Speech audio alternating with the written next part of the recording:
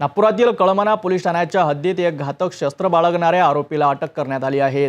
चिखली झोपडपट्टी परिसरात पेट्रोलिंग दरम्यान पोलिसांना मिळालेल्या गुप्त माहितीच्या आधारे ही कारवाई करण्यात आली आहे। चला पाहूया सविस्तर रिपोर्ट। डीबी पथकाचे प्रमुख एपीआय श्री मुसळे साहेब आणि त्यांच्या टीमला दोन वेगवेगळ्या घटनांबाबत माहिती मिळाली होती।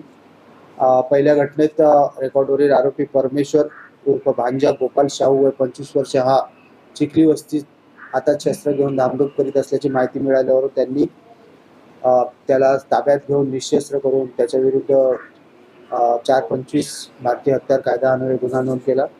तसेच दुसऱ्या एका माहितीत डेप्टी सिग्नल परिसरात आरोपी नामे आकाश महेंद्र सिवास वय 25 वर्ष हा सुद्धा त्याच्याकडे चाकू असून तो धामधूम करीत आहे अशी माहिती मिळाल्यावरून डीबी पथक आणि त्यांची टीम त्या ठिकाणी पोहोचले आणि आरोपीला निशस्त्र करून त्याच्या विरुद्ध सुद्धा 425 भारतीय हत्यार कायद्यान्वये कारवाई करण्यात आली। अशा दोन वेगवेगळ्या घटनांमध्ये दोन आरोपींविरुद्ध 425 अन्वये कारवाई करण्यात आलेली आहे।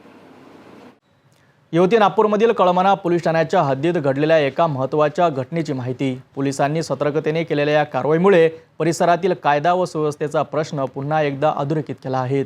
पुढील तपास सुरू असून या प्रकरणी आणखी काय घडतं याकडे सर्वांचं लक्ष लागलं आहे। पाहत रहा सिटी न्यूज।